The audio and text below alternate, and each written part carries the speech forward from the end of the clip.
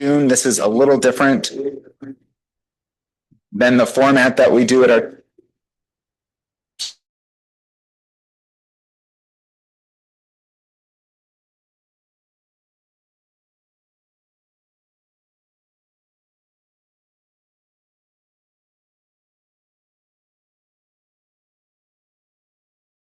board pager that I think everyone is more.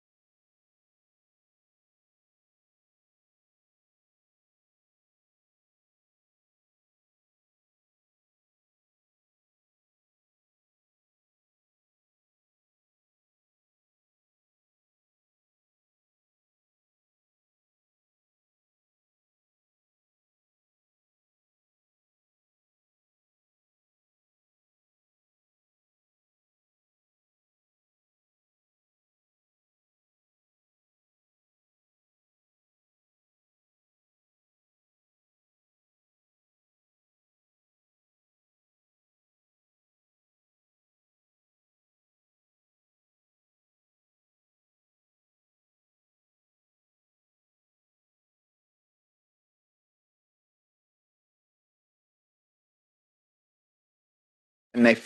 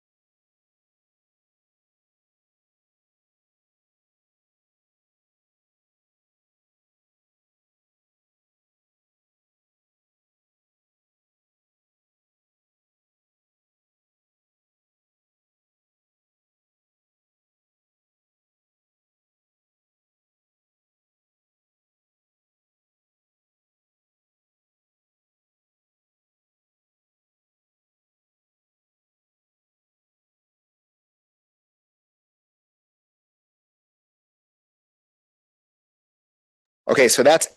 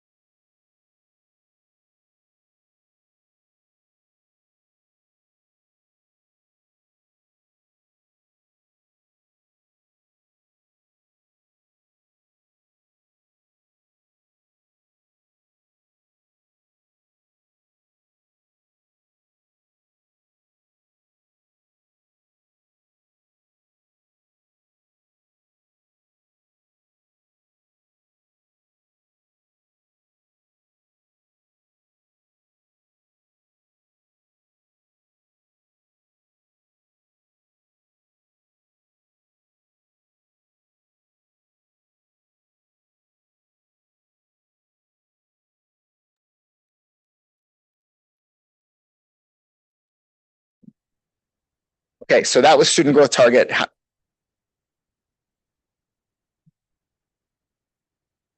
Good. Okay.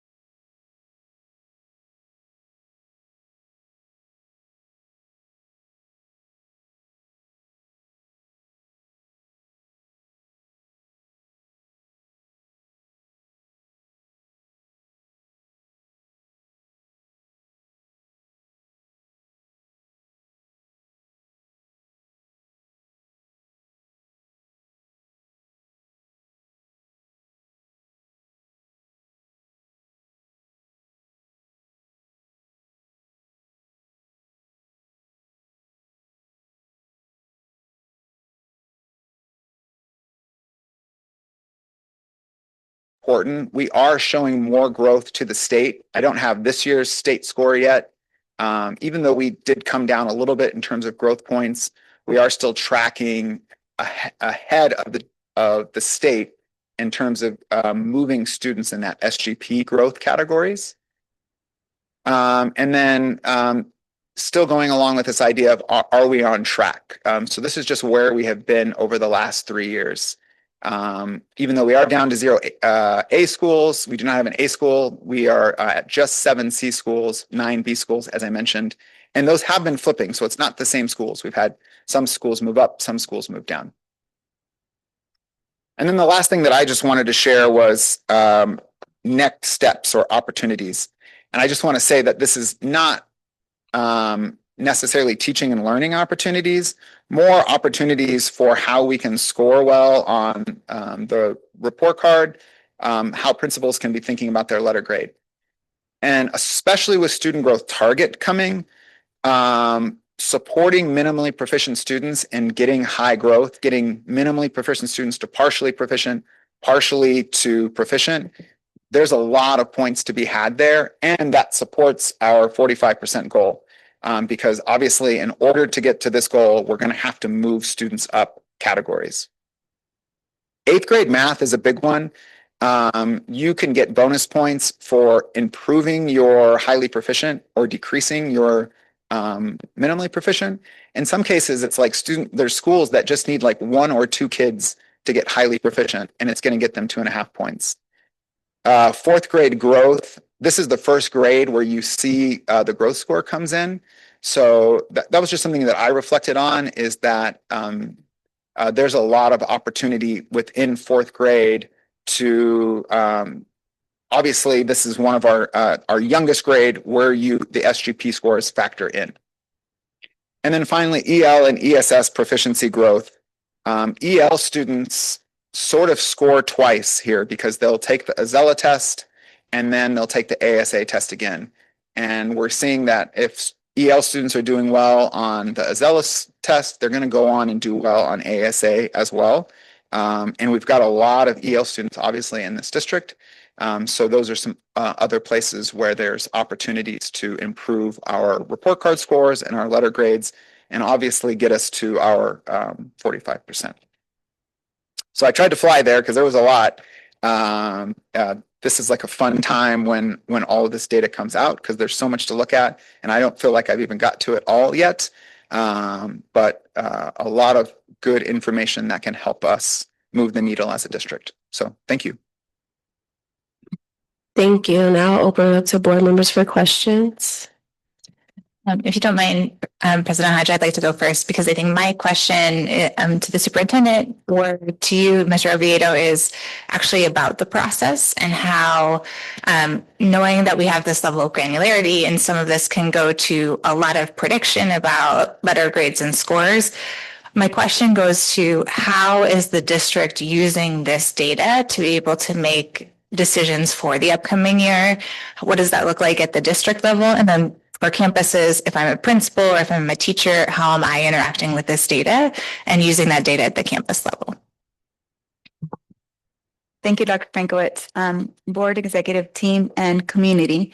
As we look at the data at the district level and our DILT teams, one of the things that we've been doing is starting to formulate the vision and expectation for our action plan for learning. And that'll be delivered in much more detail at the study session this month. So this data was designed to be a preliminary view for you of the data, and then we'll go far more in depth. But as we look at it at the district team, then Ms. Guston then takes that and reviews it with her teaching and learning division team. And then we've also had the opportunity to review the data.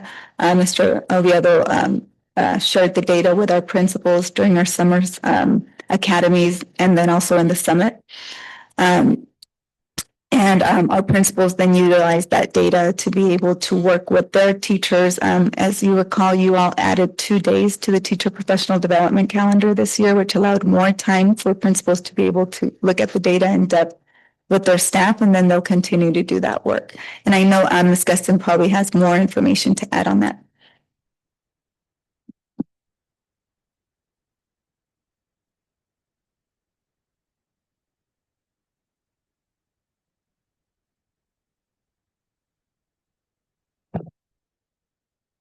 Good evening, Madam President, members of the governing board, exec team and community.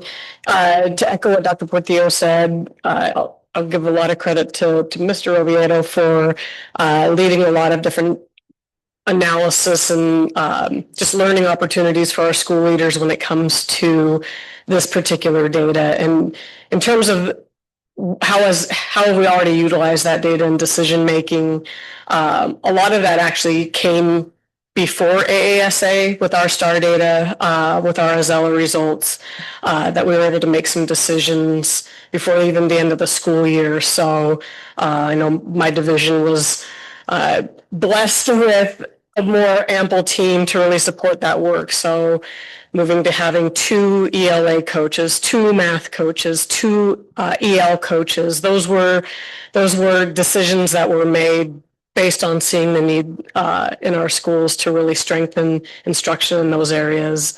A couple other examples that we thought through was even expanding with the audits that we've chosen to do for ourselves. The ESS audit that you heard a report on last month, and then actually in September we'll speak more to. We have you approved the contract with an EL audit individual aside from ADE to actually come and really look at our programming and how we're truly supporting the instruction of our EL learners, not just the compliance piece.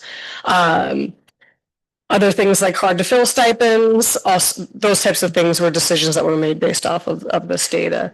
But again, when we come back together for the study session in 2 weeks, we'll be able to give you a much more detailed picture of how our academic improvement plan, if you will, is fleshed out for our schools and for our district.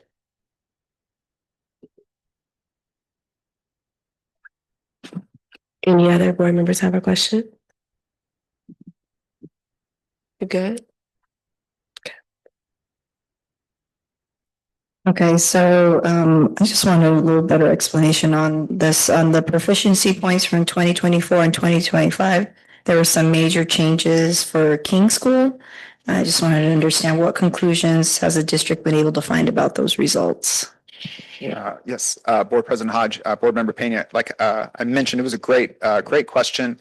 The first, I think, caveat that is important is that King and Kennedy as 3rd grade schools. No, can't hear. Is that better? Okay.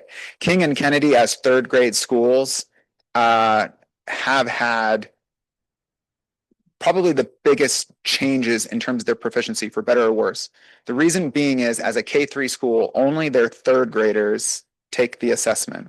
So every year it's a different cohort taking the assessments, whereas some of our K-8 schools, they're 3 through 8, you might not see as big of swings. So you will see now with just Kennedy, we would still expect to see bigger changes, bigger swings in what their proficiency percentage would be.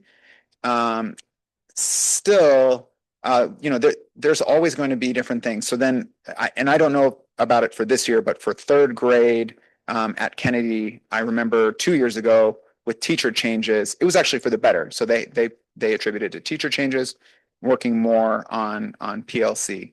The other thing that I would mention for King is their math proficiency dropped, but they actually had a high number of partially proficient students this year.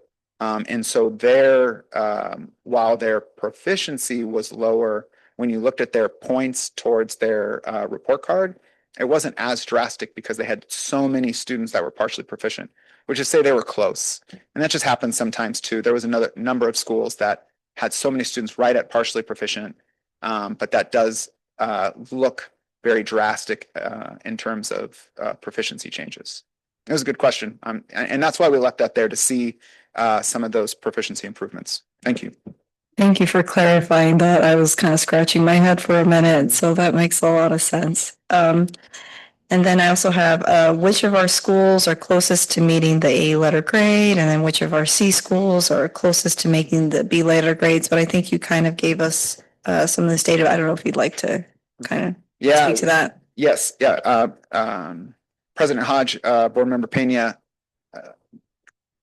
this year actually towards the A, not as close as I've seen it in the last couple of years. The C to B, it's always so close. There's always a handful of schools that are within 2 points. I mean, you're talking in some cases, like I said, with that math, there's schools that if they just would get one student to highly proficient or 2 extra students to highly proficient, that gets them the 2.5 points that they need to then be over. So some of these are really close. Conchos, I mentioned, was one that has been close for several years in a row. That's like right there. And this year, Chavez and Campbell are our schools that are closest to an A. Thank you. I appreciate the chart too. So thank you for that question. And thank you for creating the chart so that we can see which schools or where our schools are to get in the next letter grade. And I know we talked about future. Our Madam Vice President brought up the future, but I would like to know what is a strategy we deployed that didn't work given the ELA data by grade levels versus 2023, 2024, and 2025 in grades 3 and 5, and what did we learn? Thank you, President Hodge, members of the board, executive team, and Roosevelt community. As we analyzed the strategies that we employed last year, there were several things that I think we did well that we can continue to increase expectations on and define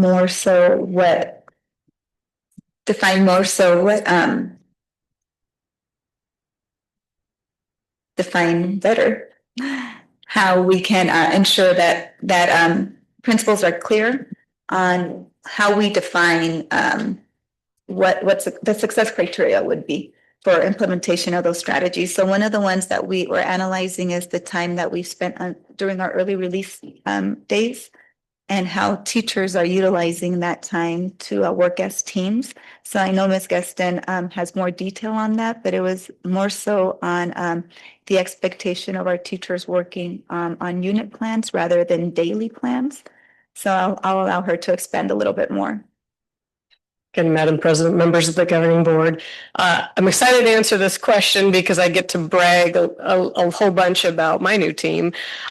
So beginning or before the last school year, we made the decision to pivot from a lot of early release Wednesdays being professional development and really going all in on powerful, intentional, collaborative time for our teachers and what we call professional learning teams or PLTs. And with all good intentions, knowing that we had identified essential standards as a district, we know the power of having unit plans to really guide the work. The focus on those PLT meetings was very much at the unit level. So creating unit plans, creating unit assessments. But what happened was teachers didn't get the time in a collaborative environment to plan at the daily level. And for many of our teachers, before you can get good at planning at the unit level, you got to be really good at planning effective daily lessons. And so we really heard that feedback loud and clear. And I'd say that our data also didn't tell us that our unit planning approach was giving us, was that it was having the impact that we wanted it to. And so as part of our Project Momentum goals last year, we set our Q4 goal had to do with assembling an essential standards committee or committees, different teams for each of the different grade levels and content areas to actually create, first of all, an updated unit or curriculum map based off of ADE rolling out essential standards, but then also selecting teachers through a pretty rigorous process to be part of these teams that then they, through the funding of both Project Momentum and then also some title funds, those teams of highly effective teachers have created the unit plans. And I won't tell you which principal said this, but when we rolled out the curriculum maps and the unit plans during Admin Academy, one of our principals, it was the greatest compliment ever, said, Megan, I have nothing negative to say. And I won't look at them right now. No, but that was a great, like our school leaders are so savvy. They are such good instructional leaders. And there was such great energy around these tools, the curriculum maps themselves are much more than just a map of days and topics. But then also the unit plans get incredibly detailed as well. So our teachers now are able to truly collaboratively plan at the daily lesson level. And that'll include being able to take student exit ticket data and plan immediately how they're going to respond to the results there. So we're really excited about being able to do that work this year. And that was based off of seeing what didn't work in the previous year. So thank you for allowing me to brag on that. No, thank you. Are there any other questions? Let me see. I'll just ask my second question. How did the distribution of student growth and students meeting their growth targets differ by subgroup? And what might explain the disparities in the outcomes across these groups? Yes, Board President Hodge, I believe the question was looking at SGP and SGT, correct? Yes, student growth percentile and student growth target. So I would say that there is some correlation, but not total. But yes, students who are showing high SGP, that's going to match up to their student growth target. I believe in my answer, I shared that not so much in the student population, but what I did see was a really big gap with our ESS students in their high growth numbers and with ELL math. So ESS students, and I could pull up the slide again, but ESS students we're seeing less students with high growth. And again, it's relative to their score from the last year. So all things being equal, we really should see similar numbers because students who are minimally proficient can still make high growth relative to the bucket of students that they're in. So to me, that's one of our biggest disparities is the gap is widening there for students in ESS. And then the other thing that stood out to me, I shared this during this, not so much student population, but math across the board with all of our student populations and our district as a whole.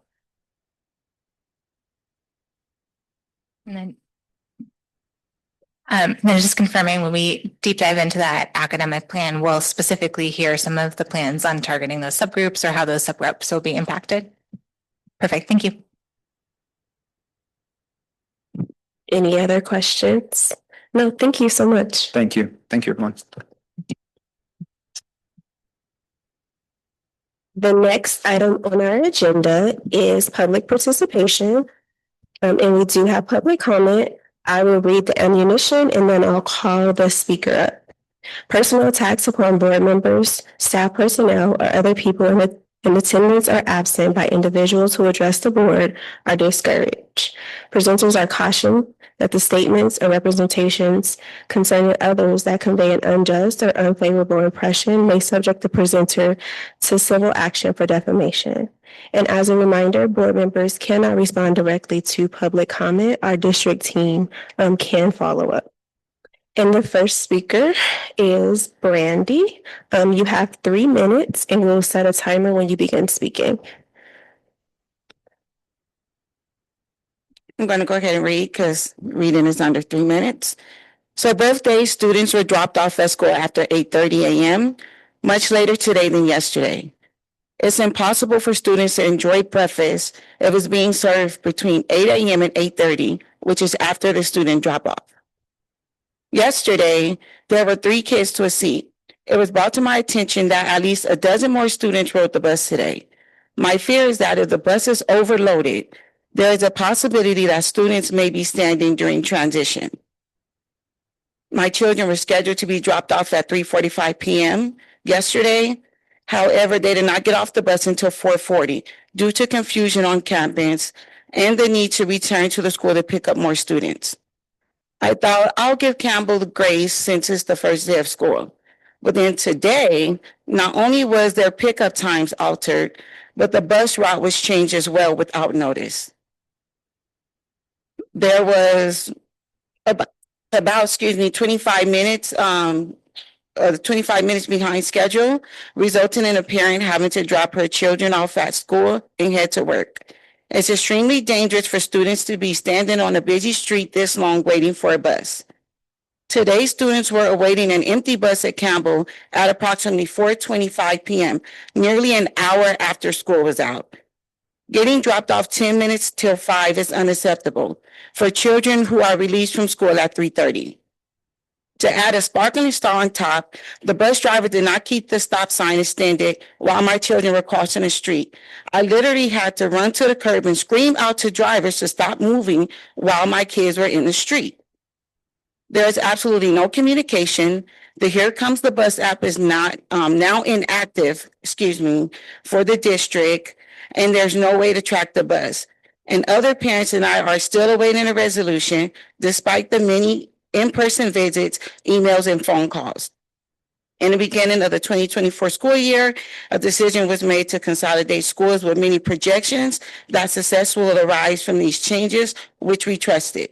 Needless to say, the results show that you missed the goal on this one and failed our children and our community once more. Therefore, the parents are demanding a resolution which should be handled within this meeting rather than drawing a petition or outsourcing to drive improvement where needed, as you all have created an unsafe environment for our children. Truth is, Roosevelt School District had always been understaffed, which we were promised that the bus drivers that were driving buses at closing schools will now be assisting drivers at the new schools. Again, there's no resolution, there's no communication, bus routes are being changed, students are waiting, it's nearly 5, we're barely getting our kids, and we don't have any answers. Thank you. When will we receive an answer? We've been waiting since last year. We've been waiting since May. We've been waiting since June, the end of July, which was the 31st. And then now, today, yesterday, bus routes are changed. No notification. Our district team will follow up with you. We're still waiting for the director. We're still waiting for the district. So who Okay, am I'll I give you supposed to my wait? word that the district, For the the superintendent's team will follow up with you. Thank you. The next item on the agenda is the superintendent's report, and I'll pass it to Dr. Portillo. Thank you, Madam President, members of the board, executive team, and Roosevelt community. I'd like to provide you updates for August. Thank you. Okay, so first I wanted to report on our student enrollment and staffing. So enrollment had a huge increase from the last time that I reported to the board the first week of July. Over the last month, we've had an increase of enrollment of 1,221 students from July 1st. So that's a huge increase. And that has led to some fast planning and changes of plans in logistics for our district.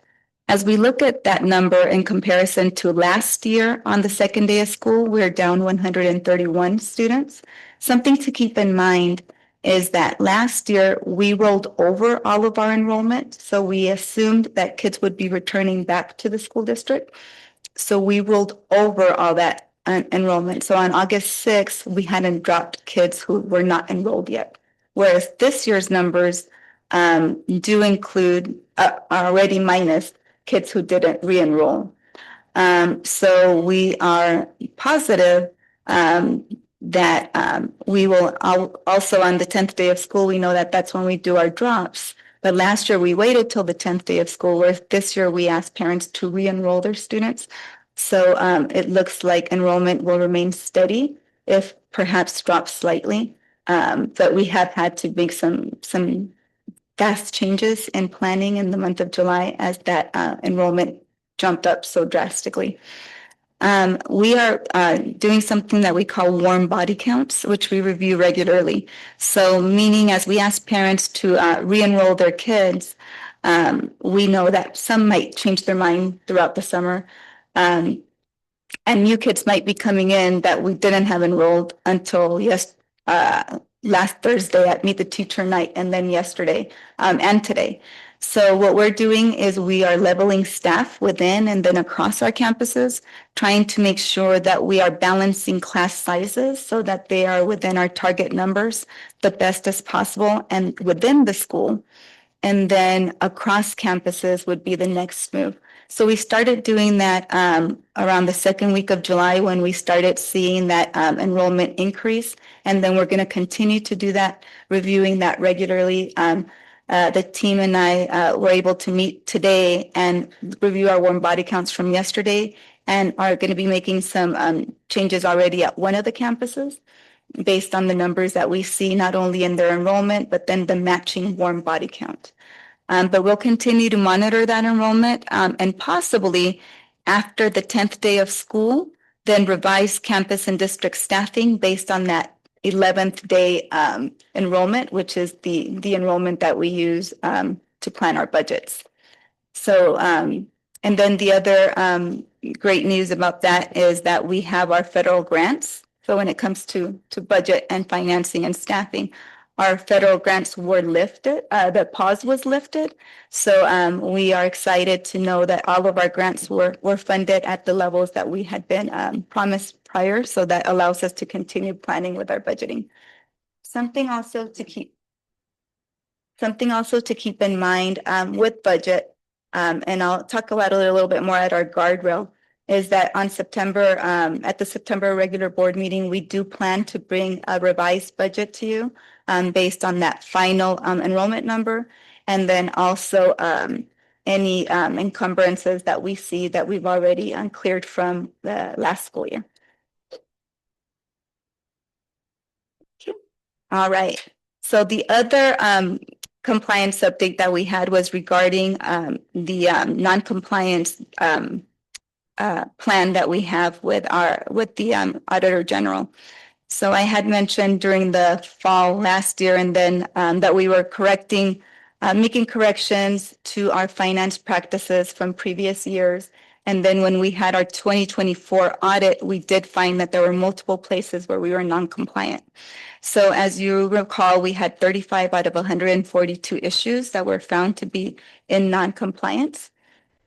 And we entered into a corrective action plan with the Auditor General.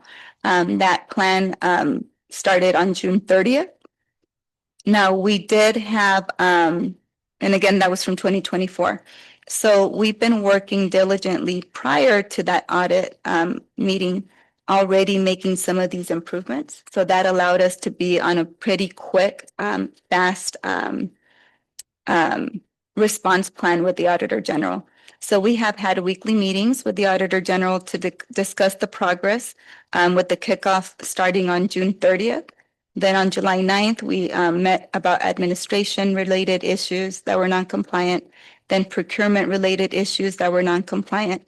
On the 23rd, we met with them again to review our plan to address accounting, finance, IT, and student records issues that were non-compliant. And then the last meeting will be, July 30th was cash handling issues.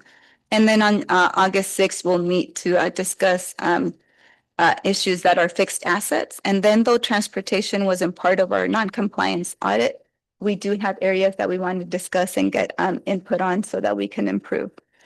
Again, Wednesday, August 6th, which is tomorrow, will be our final scheduled meeting with the Auditor General. And after this meeting, we will await any written confirmation from the Auditor General that the plan as a whole has met expectations. After each meeting that we've had this summer, she has given us positive feedback. So we're awaiting that written response at the end. And also within the 90 days that we have to improve. We want to make sure that we're continuing professional development with our campus administration, with our front office staff, with all of our directors, our office managers, to ensure that we not only meet the requirements of the Auditor General, but that we're continuing this movement towards oversight and accountability when it comes to the management of our finances and operations.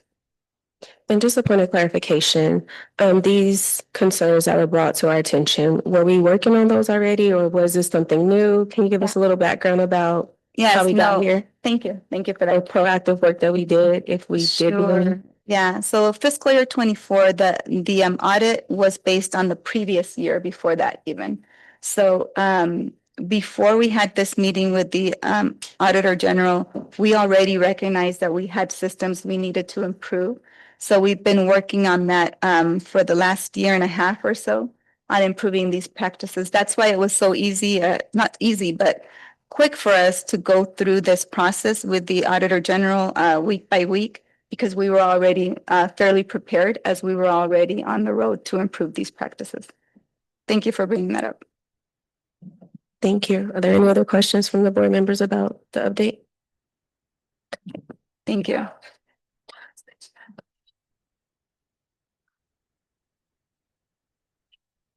So normally how our board meetings work is we are able to interact with the audience. You can ask that during your meeting with her. When we set up a meeting to discuss your concerns, you can ask those questions. So we will, hold on one second. So yes, our board meetings, the regular board meetings, is not an opportunity for us to have. Ms. Eden, we are. Excuse me. So I totally understand, which is why I asked for. Could you talk about which your thoughts on and your workplace? No, I had a question because I don't. Address it when we contact you. I can assure you that you will be contacted and a conversation will be had and you will be given updates and you can ask all your questions there. At our study session, or when we do our two-way communication, is an opportunity for us to go have conversations with community, because I don't want to silence you. I don't want to do that. But at these meetings, it's not the back and forth, but we will have opportunities for community conversations where we can engage and we can have conversations. And we'll definitely make sure. That's why you are concerned by phone calls and emails, but I'll leave it at that. Thank you. Okay, go ahead, Dr. Portillo. Okay, so then we also wanted to make sure that we made the community aware and also the board. I know I've been able to share this through our board meeting updates that we emailed to you mid-month about an EL corrective action that we're also working on. So the district was also found non-compliant in the spring of 2025 with the Arizona Department of Education Office of English Language Acquisition Services after they did our audit visits. So they came and they audited our documents, but they also came out and went into our classrooms. We received the preliminary findings during that exit meeting with ADE, which was March 27th. So they had an initial meeting with us, went out to observe in classrooms for about 3 or 4 days, and then came back and gave us the preliminary findings in March. Then the Arizona Department of Education responded to that drafted plan with feedback. And we used that feedback then to create the final corrective action plan, which was fully approved the last week of July. We will review the audit and then that approved correction action plan in detail at the September regular board meeting, which was already previous scheduled. And we'll also talk about the work that we're doing to improve the learning of our English language learners. Madam President, just a quick question, because I know obviously OLS covers a lot of paperwork on the back end of compliance pieces. It also covers classroom instruction. From just on the 10,000-foot level, were the findings primarily paperwork? Were they related to classroom instruction, or was it a combination of both? Sure. It was a bit of both. One of the things was looking at all of the compliance, the documents, dates, making sure that we had all of the required paperwork and files. And then also, and again, we'll go much more in detail in September when we review the whole plan.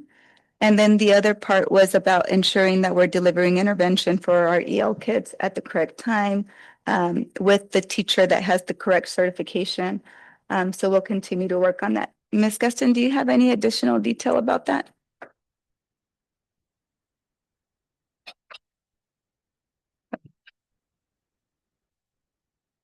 Madam President, members of the governing board, really from ADE, when they do those types of monitoring visits and do findings, even when we're talking about things with classroom instruction, it still is very much compliance. They're not evaluating the quality of the instruction that's happening. They're evaluating when is it happening, who's in those groups, in those classrooms, that type of thing, which is why we're also our separate EL audit is so valuable, because that'll give us more feedback on the actual instructional side of it.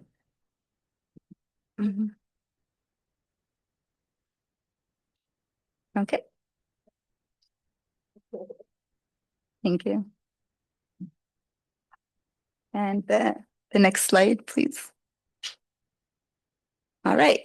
So on my next slide, I wanted to talk about our superintendent guardrail number 1, which was due today to give you an update. So in superintendent guardrail number 1, the most important words I pulled out and highlighted just because I know there's a lot of words on that slide. It's about proactively sharing updates on the budget and enrollment. So we've been continuing to do that previously through our board updates, which we started to have in January of this year, as we're trying to make sure we're transparent with our enrollment and with our finances. But now the next step in the iteration of my interim goals for guardrails is that we include more communication with the students, with the parents, with the staff, and the general community. So one of the goals is that starting in October of 2025, we would have budget and enrollment reports that we would be sharing through newsletters that'll be mailed throughout the community. So the newsletters will talk a lot of different initiatives that the district is doing, but one of the inserts will be a chart, a visual that explains to the community and keeps them updated on how our enrollment and budget is going. That same newsletter will be emailed and then also posted on our district website, along with recorded presentations to explain it. So the work that we've done towards that, it's due in October, is again ensuring that you all understand that throughout the month of August, we're still clearing out our encumbrances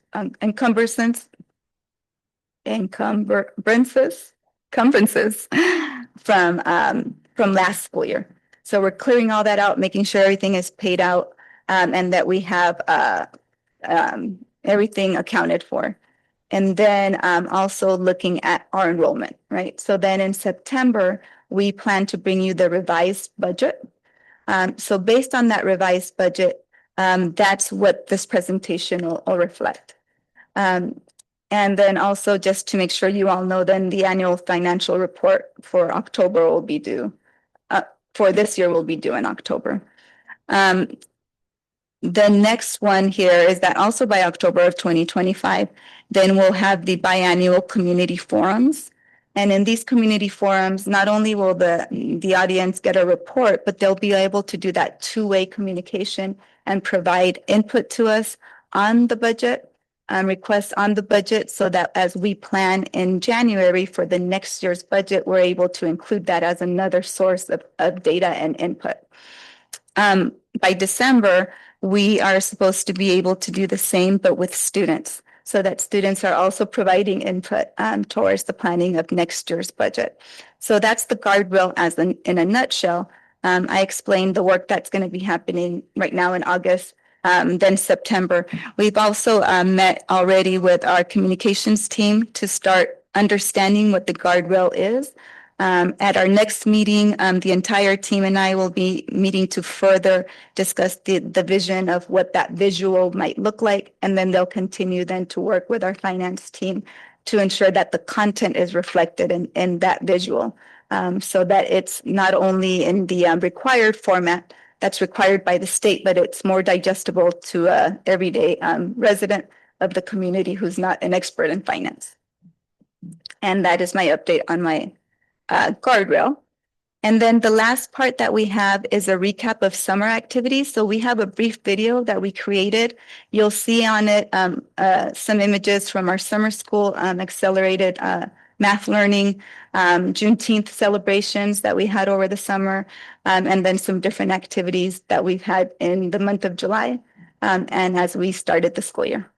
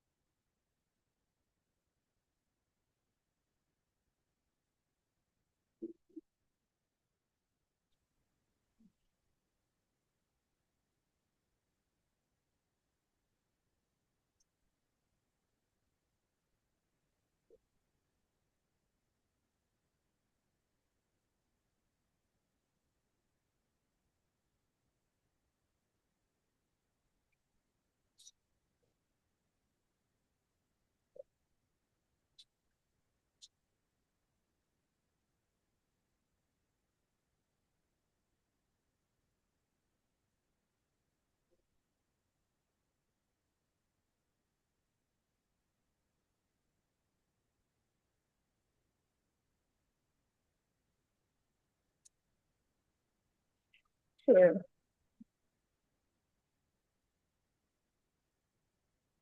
So we have been working very hard over the summer. Something that occurred today that we didn't get a chance to include in our presentation that I wanted to make sure that I spoke to the board about, and then also that our community was aware about, was a situation that occurred at Southwest Elementary School. I know I was able to touch base with each of you individually, but I also wanted to make sure we spoke as a unit here. We did have a situation at Southwest that was reported to us where it was reported that there was a parent that was arrested outside of our gates at Southwest. So it didn't occur within the gates of Southwest, but outside of the gates of Southwest. And one of the students was getting dropped off in the morning by his parent during that time. So you can imagine the concern that was brought up to us by community, as that was it's scary for them and for our staff. I do want to commend the staff at Southwest who immediately implemented the plan that we had in place. Though we didn't have entry inside of the campus, I wanted to make that clear. they did immediately notify the district office, which is the step number one.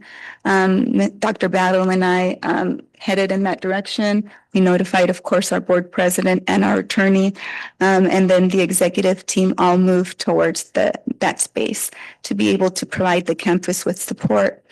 The Southwest staff had it under control. They did a great job, but we were there to provide presence, support to our community. And then what we did afterwards is we did identify the young man who was involved in the situation. He's one of the students at Southwest. Our social worker was able to speak with him and provide support. Our principal was able to speak with the parent to provide her support as well. And we did have a emergency or impromptu meeting, though we had planned to bring up a reminder of the policy that the board passed in February, and the protocols that we were going to put in place. We were going to already review that during our administrator meetings and our assistant meetings, our secretaries meetings. We decided that it was best to not wait. So we called everyone together on a Zoom meeting today. So we had about 61 people on that Zoom meeting, along with some social workers, FACE coordinators, and district personnel, to review the situation, commend, of course, again, Southwest for their response. And then also to remind them of our practice and our policy, and then our commitment to our community.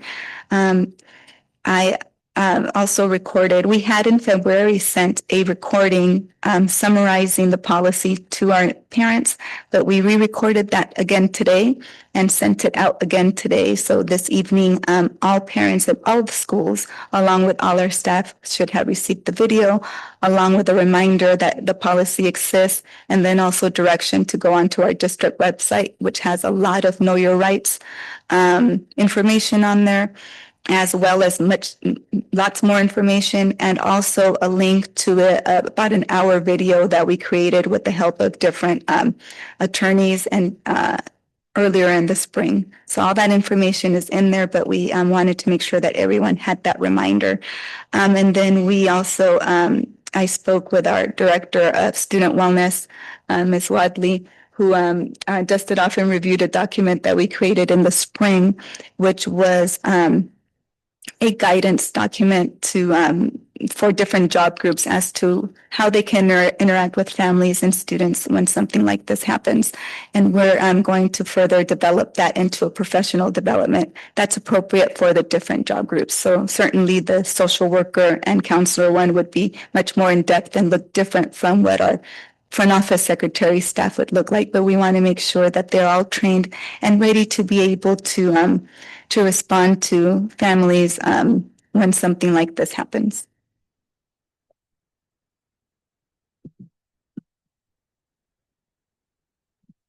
Thank you for the update. It's really sad. I have more to say, but I'm not going to say anything. But thank you for Southwest for your response in protecting our kids and our staff. Moving on to the next item on the agenda is the board member update. Do any board members have any updates you would like to share at this time? Madam President, I just want to say it was a pleasure to talk to some of our school leaders here this morning or this evening, and hear how the first day went and hear about how you're starting culture on your campuses, hear about all the things that have improved from day one to day two. And it was just lovely to hear that everyone's year is off to such an exciting and great start. And I look forward to seeing again in our next board meeting how many things have improved and what other exciting challenges have come up between now and September. I just wanted to say welcome back, everyone, all the students, all the staff, and some of the staff I think didn't really get much of a summer break, but just wanted to express that gratitude. I had the opportunity to visit a few campuses last week and talk to some teachers and of course the principals as well. And it's just wonderful to get to see people and hear their stories. And I just want to let you know that, I'm always happy to hear from you. I have a very open door policy, and always and looking for a way to help make things better for you. So thank you for that, and continue to invite me. I would love to be at your campuses and observing classrooms and hearing about it. Another thing is, I think you spoke about it, but you know, for the community that doesn't understand our meetings, unfortunately, we can't really be interacting back and forth, but we have the two-way communication. And to simplify that, it's a town hall. Okay. We want you there. We want you there. We actually had one about 3 months ago. Is that what it was? And hardly anyone came. So we want you there. And I think we're going to have one in September. So we'll keep you posted on that date. And as we get more into making these town halls happen, we'll be having them more regularly so that the community can feel like, hey, you know what, this district, this board, they're listening. They want to have interactions. We look forward to that. So thank you. Thank you. The next item on the agenda is our REA report, and we would like to welcome Dr. Martha Thomas to the podium.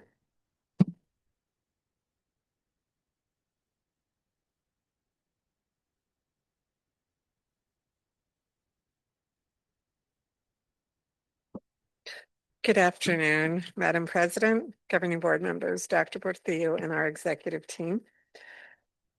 We put together a PowerPoint presentation for you as promised from last month of a number of different events that we've done. So we're going to go straight to the PowerPoint.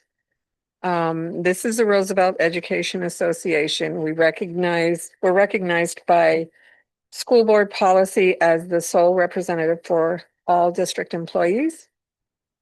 And we are very proud of that. I am the current president and currently am a social worker at Bernard Black. Some of the wins that we've had over when we do meet and confer with our district, we work directly with our elected officials from both parties. We've successfully advocated for more than $1 billion in new funding for education. And as a result, the average teacher salary in Arizona has increased by $11,000 in less than a decade. Those are some pictures of both REA and AEA members out doing the work that it takes for us to get all these wonderful things. Some of our accomplishments from our meet and confer.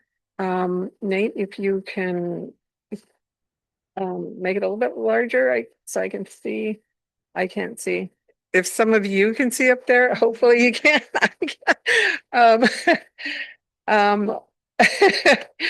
As we work with through our meet and confer, one step for all employees was what we came to an agreement with. We also, in partnership with our district, there was an increase of $3,000 in salary to the salary schedule for teachers and coaches, an increase for exceptional student services teachers between $2,500 and $5,000, an endorsement compensation of $2,000 for certifications for high school math and high school ELA and science. We also had a pay increase for the following groups: paraprofessionals, transportation, and trades. We also had staff reassignments and procedures for reduction in force per our policy implementation, and that was as we were going to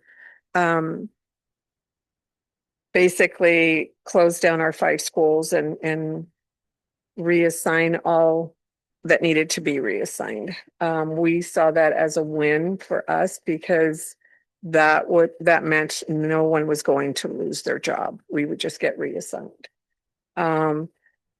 We also have professional environment, working conditions, investment for employees.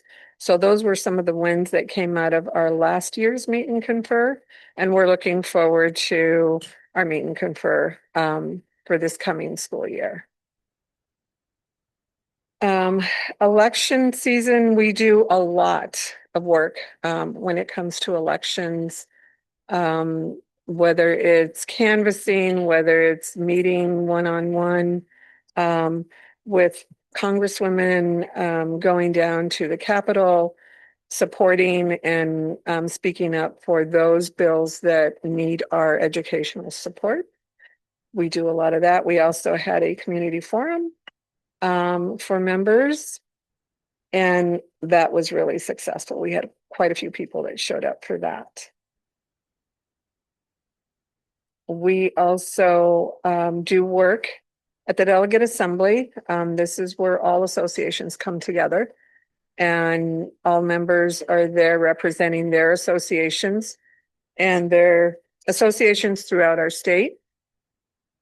And so we get together, make lots of decisions, attend workshops, and elect officers also for the Arizona Education Association. We celebrated our classified staff. We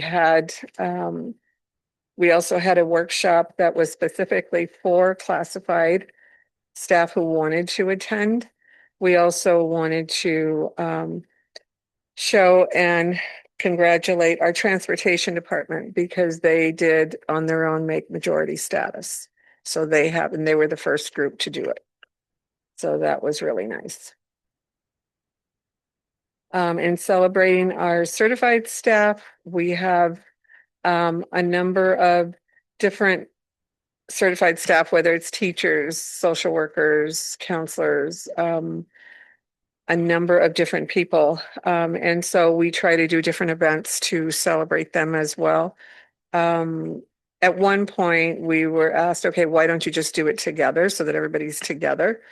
Unfortunately, the calendar doesn't allow us to do that. And both groups are special and unique in their own way. And so we like celebrating their uniqueness. So we do that, and we do that yearly for each group.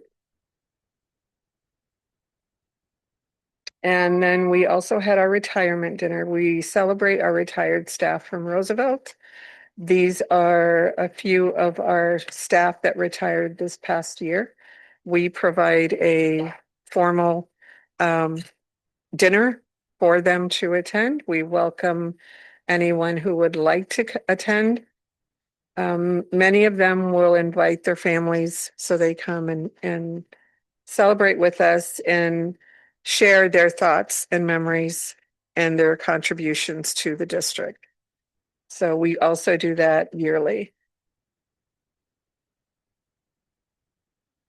And then we did our last event that we just completed was our new teacher luncheon. We had approximately, we started out the year with, or we ended the year with 347 members. We had our new hire event. We got approximately 75% of those people to apply to be members. So we are now at 387.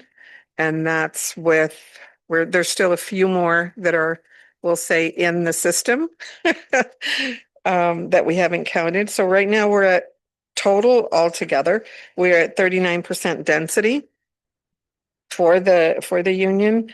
And we are looking forward to visiting different schools with AEA and checking in on anyone else who would like to become members who haven't had a chance to be members. We were really, really excited for all of those who have now joined us, and we look forward to anyone else who would like to join. So we've had a busy first part of the year, but we're looking forward to, and we know the elections are coming again. So we're getting ready, trying to get all that energy together so that we can get ready to help everybody. So that is my report for this month. Any questions? Very exciting to hear that 70% of the new staff have joined REA. We love working with you all. And so I think our wins wouldn't be possible if we didn't have the relationship that we have with you. So thank you. Thank you, all of you.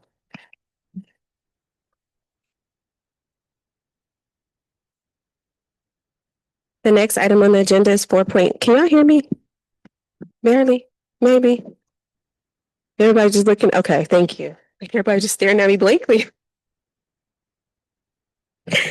Okay, that's better.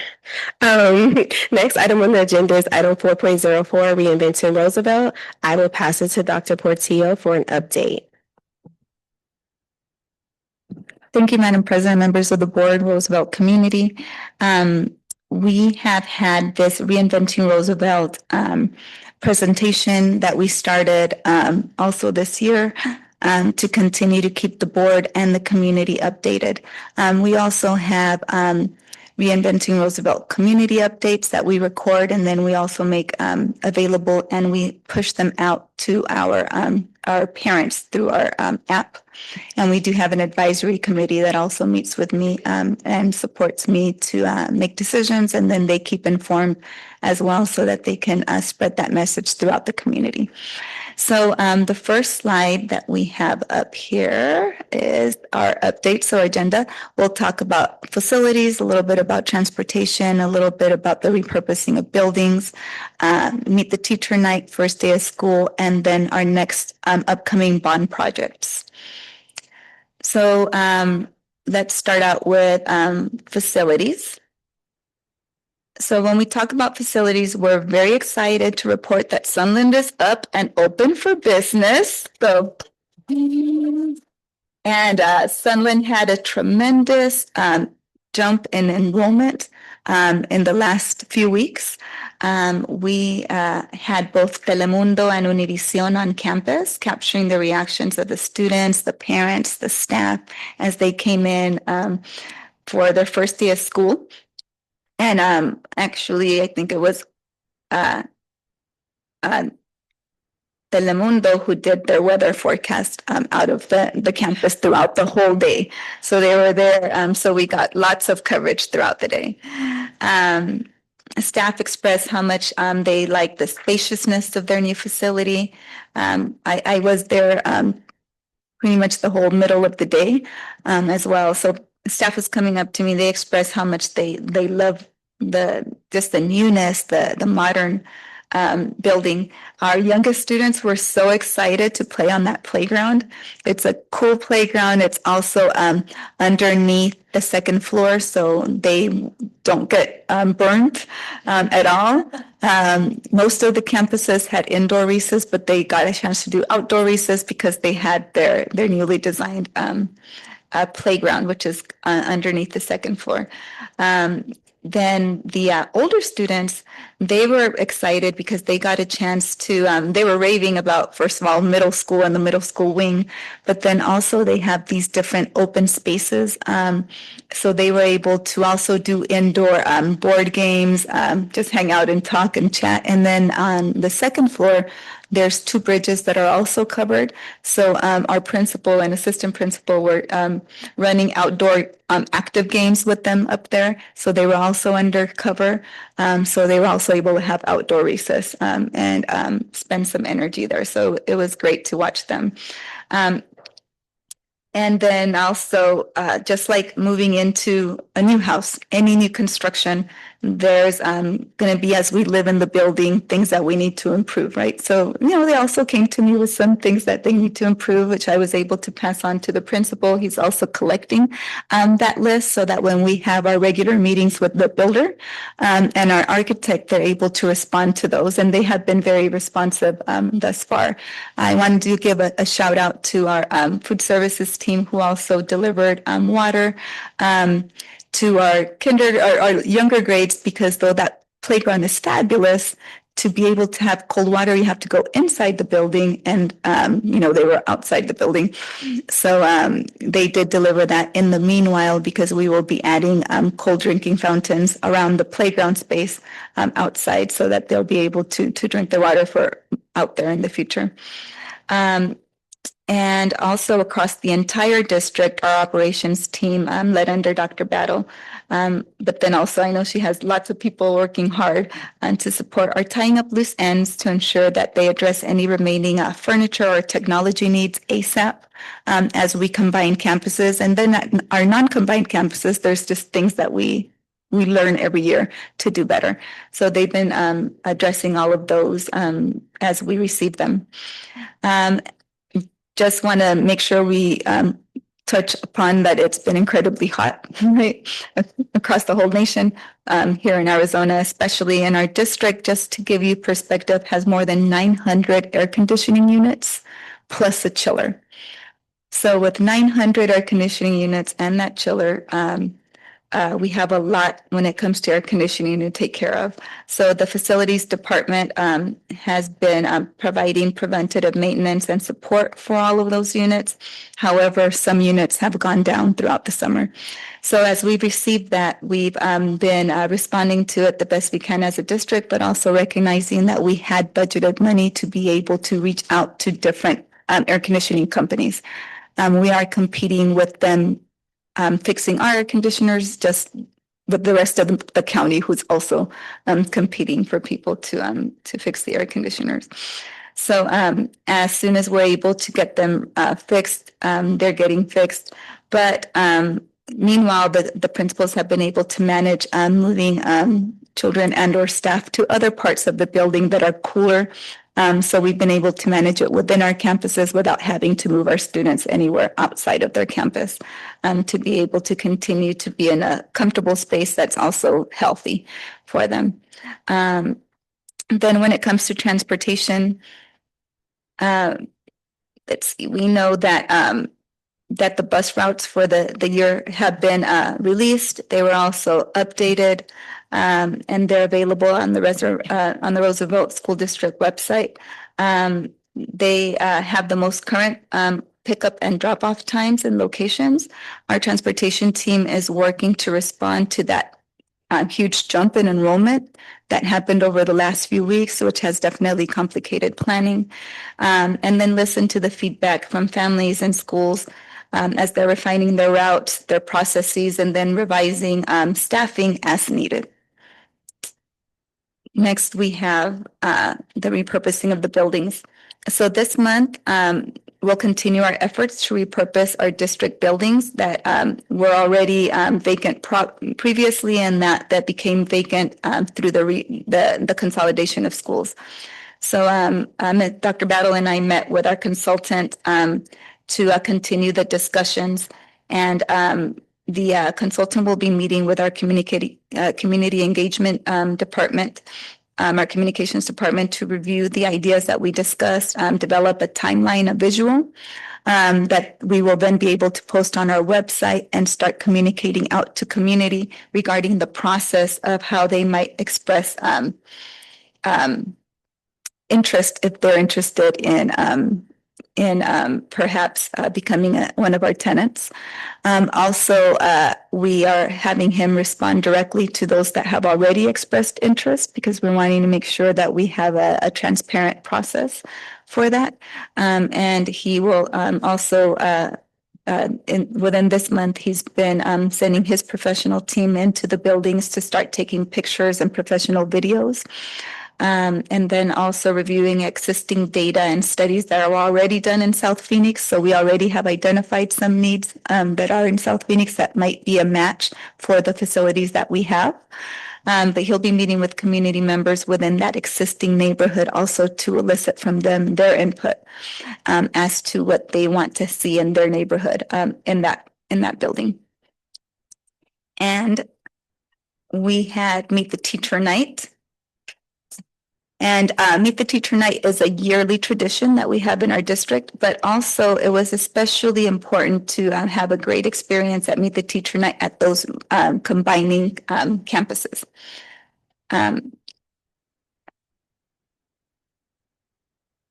So let me see here. Sorry, I wasn't advancing on my side here. Families had the opportunity to meet their new teachers. Again, we were able to maintain the teachers that we had. That was a promise we had to our community. So we were able to maintain the teachers that were here prior. Parents got the opportunity to tour the school, began forming those connections that they hadn't already during all of the different activities that we had in the spring. And the evening was just really warm and exciting. It was fun events. I was able to go to 3 of them, and I know the rest of our exec team, we split up so that every one of the campuses received one of us visiting. And I saw a couple of you there too. We're just grateful to the families and the staff and the students who participated, and that are welcoming each other, you know, as new classmates and as new peers. And then also for the community for the support that they provided us. And that brings me to the first day of school. So again, a very meaningful milestone, but especially for those that were attending the schools that were combined. For all of our schools, but especially those schools. The receiving campuses, I can't say enough how hard the principals of those receiving campuses have worked over the summer to get things ready for the kids. They and the rest of the operations team have really responded with care. The schools are ready. Of course, there's hiccups here and there, but they were absolutely welcoming. And then those friendly greetings in the classrooms. I mean, I visited mostly kindergarten because I was a kindergarten teacher, but also because, you know, they're the cutest ones. So I walked mostly through those kindergarten classrooms, and they were just amazing. I'm so proud of what I observed in our classrooms and throughout the school in general. And the last thing that I wanted to talk about is the bond project. So our reinventing initiatives are, of course, a lot more than just the consolidation of schools. We're reinventing when it comes to instruction, when it comes to our financial practices, when it comes to communication, our board practices, our governance, all of that. So as we transition to future reinventing Roosevelt updates, they'll focus more so on, we're going to transfer away from the consolidation of schools. And then the next one, start talking a lot more about strategic planning, about our other efforts to improve learning, specifically for our English language learners and our special education students, but for all of our students, and then also talk more about our upcoming bond projects. So speaking of the bond, as you know, our community was very generous last election when they passed $150 million bond. I know REA and other parent groups and community groups really helped us to get that bond passed. So I wanted to announce, and at our upcoming projects will be shared with you in much more detail. But I did want to announce two big projects that are going to be paid out of this bond. And I think that you'll be excited to hear, as well as our principals be excited to hear, that there are two new rebuilds being paid out of this bond will be Irene Lopez and Chavez.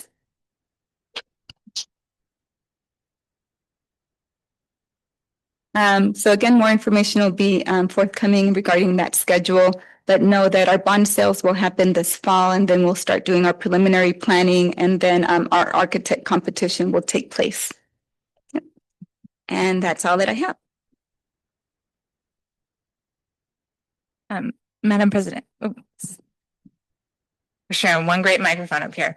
Madam President, just to go back to the transportation question for a second, knowing that there's, a lot of new enrollment and combining schools and we're rerouting, changing those bus routes. If I am a parent who has questions or concerns about my child's bus route, what is the appropriate way for me to get that resolved? Do I go to my campus? Do I go to the district? Who am I going to be able to fix that issue? So parents that have concerns have communicated them through the app. Some of them have come to the district, and I know this morning there were a couple of parents that spoke with our transportation director. Also, should they have concerns that they want to share with their principal, those are routed up. The transportation department, the director reports directly to Dr. Battle. So Dr. Battle has also had opportunity to engage with different parents. And with something like the app, do we have any sort of way to track or data on responses to those concerns? Because I just know with any of those messaging apps, we get the messages in. Do we have data on this message was responded to, this concern was resolved? Like, how are we tracking that those messages have been addressed? So in general, when communication comes through that app, then when I have my one-on-one with our communications team, they give me a summary of them, but they do route them to the appropriate director who is responsible then for being the first person that responds to them. If they're still concerned, then Dr. Battle might get involved, or if there's still more concern, then it comes to me. Got it. Thank you. So you're saying that they respond directly to the parent, whoever has the concern, whichever department or person is routed to? Is that correct? Is there a response to the parent?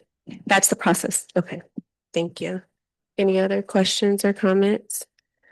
I would just like to say, I know that we did consolidate schools and it's hard and we're working out the kinks. But give us a little grace and we'll work through them and keep our word, but keep holding us accountable. The next item on the agenda is item 5.01, is the approval of the consent agenda. As we share mics, is there a motion to approve the consent agendas, items 5.02 through 5.11 as presented? So moved. It was motion by Dr. Franklin. Is there a second? Second. And seconded by Ms. Pena. Any discussion? All in favor, say aye. Motion carries unanimously. The next item on our agenda is our board evaluation. As a reminder to the community, the board is committed to evaluating ourselves quarterly as a way to remain accountable to our roles and responsibility. Today marks our third evaluation together. Thank you to all the board members who submitted their evaluations in advance of our meeting. I've compiled the scores into a spreadsheet and we'll review them together, focusing especially on the sections where there was no clear consensus. And I will also share my screen so that we can see the questions.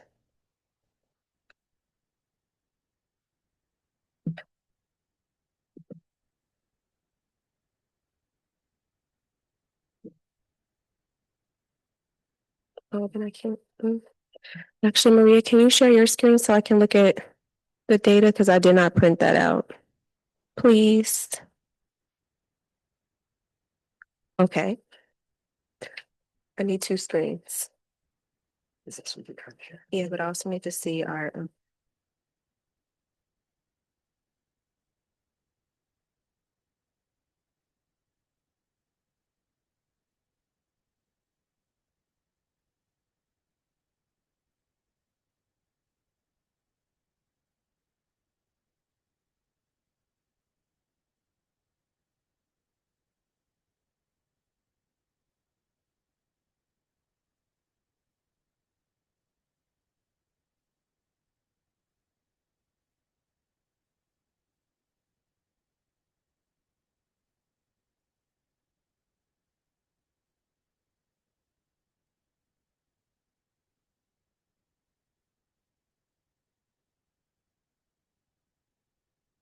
Thank you so much, Nate. I appreciate you for getting me together. Okay, so for the vision and the goals, we all were in alignment, or majority of us were at 825. So I'll go into the next one. Well, and I guess for context, let me just give a little bit more context because some people might be seeing this for the first time. So basically, in order for us to move to the column, so it starts on the left. So for example, the board has not adopted goals. We have. The board has not consistently demonstrated the ability to distinguish between inputs, outputs, and outcomes. We have. The board has not hosted opportunities to listen to the vision of the community during the previous 36-month period. We have. And so you move on to the next column. So if at any point, if the board has, if we have not met any of the statements per se, we can't move on to the next column. So we are here in the green at 25 points. So we're meeting outcomes focused for the vision and the goals. So the next one is the values and the guardrails. So the board will, in collaboration with the superintendent, adopt guardrails. And for this one, we were in alignment with the 10. And that means we are meeting student outcomes focused. The next one is Monitoring and accountability, the board will devote significant time monthly to monitor progress toward the goals. And so this one I would like to ask you all to replay the tape over the last 3 months and let's reflect on our own leadership. And I'll go first because this one talks about the owner versus customer service. And so for me, when I got the message this morning that ICE was at one of our campuses, instinctive, I'm like, "Ooh, I should go. Like I should go over there, I should respond." But that was a customer issue. That wasn't necessarily an owner issue.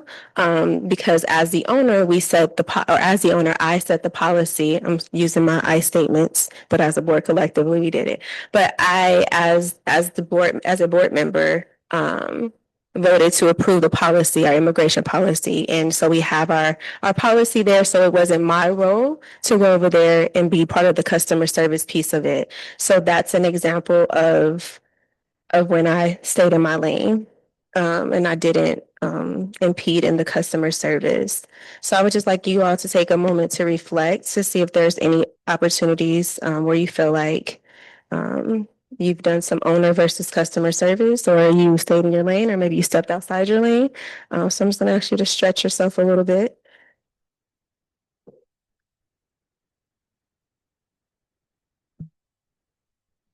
I think for me, one opportunity we've had as a board is, especially with all, excuse me, all of the financial audit pieces that have come up, because I think, not that it's tempting, I don't want to do this, but like it's tempting to say, hey, we have an audit coming in. So I, as the board member, need to go through every line item in the audit and double check every number. And also, one, I'm not qualified to do that. To, we actually have a state auditor who does those things, who is checking to tell us whether or not they are on track, and making sure that as a board member, I'm focused on our role as ensuring that we have systems in place and monitoring that progress is being made on the timeline that it's supposed to be made, and confirming that that work is being done, but not necessarily being involved in each step of that work. Thank you. Okay, so with that particular question, there was no consensus. So so here we are. We're trying to get our consensus. President Hodge, can I name something that I was incorrect on when I put in my score? Yes, ma'am. I had thought, because I was looking at our last meeting, we had spent 30% of the time of the total board meetings in monitoring our goals. But when I look back over our last 3 meetings, we had not spent 25% of our last 3 meetings. So it would have been like 17%, 13%, and then 30%. So if we average that over our last 2 meetings, and granted, some of that was like, it's June, it's July. We're not looking at a ton of academic data. So I'm confident we'll trend upwards as we get into the school year. But I think for me, I had just made the assumption, I looked at just the last meeting and not the trend of the meeting. So that would put us maximum in terms of the points at a 10, not at the 20. So I had incorrectly calculated that. Wait, so did you, just so I understand, did you do 10 or did you do 20? I dropped us from 20 to 10. Okay. I had us at 20, but I might have some data wrong, or I might not have all things correct. I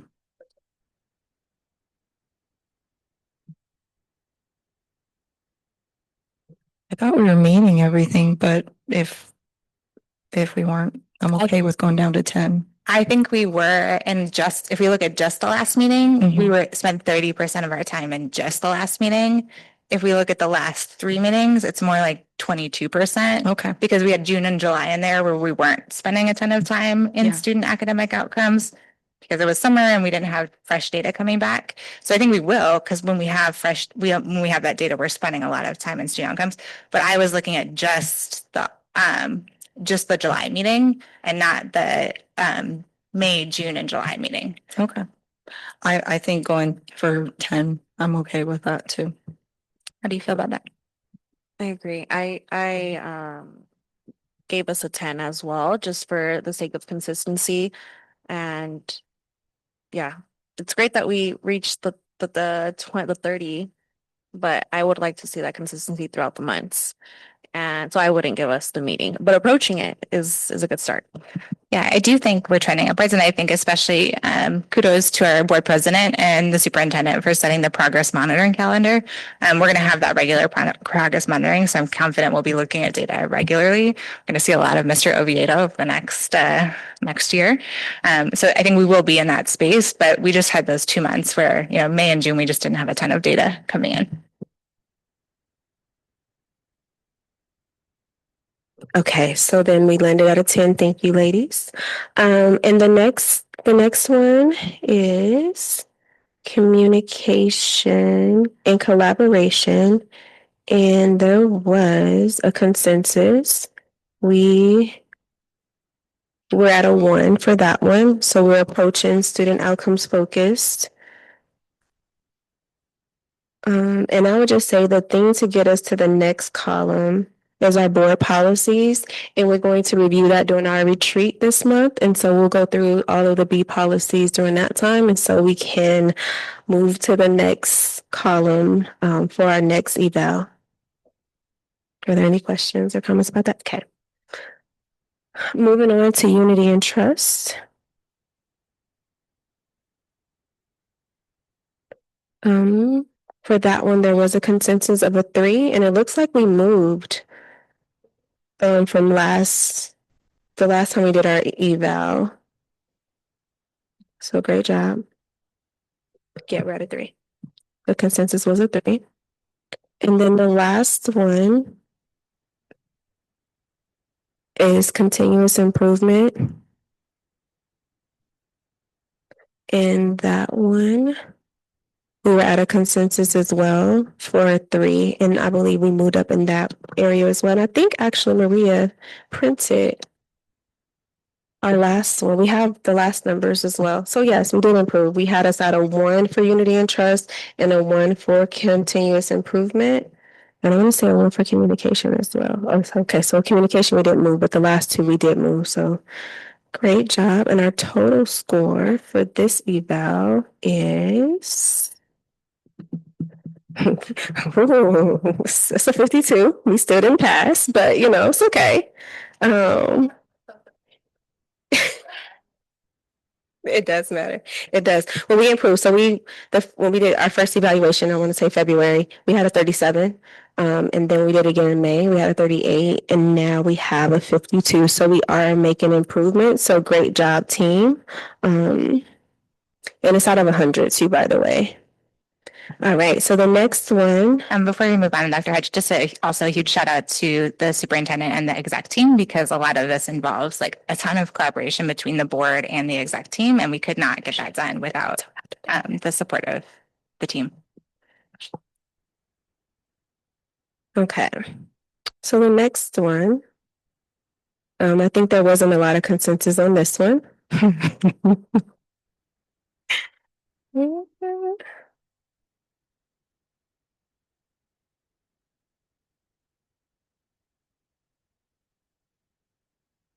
Okay.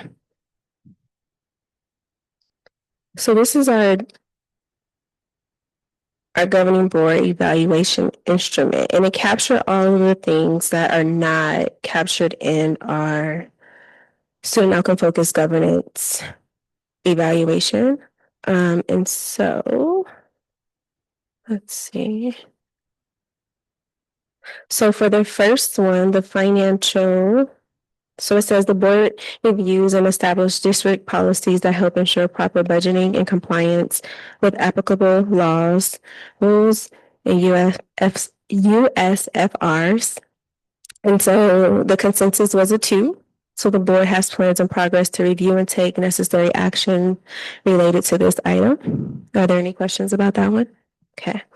There was a consensus on the next one. The board approves a budget that will provide the necessary resources to properly manage the district finances. And for the third one, The board is accountable for ensuring that the district funds are properly expended. So it was half and half, two twos and two threes. Um, I can go either way. We are on, the board is accountable for ensuring that the district funds are properly expended.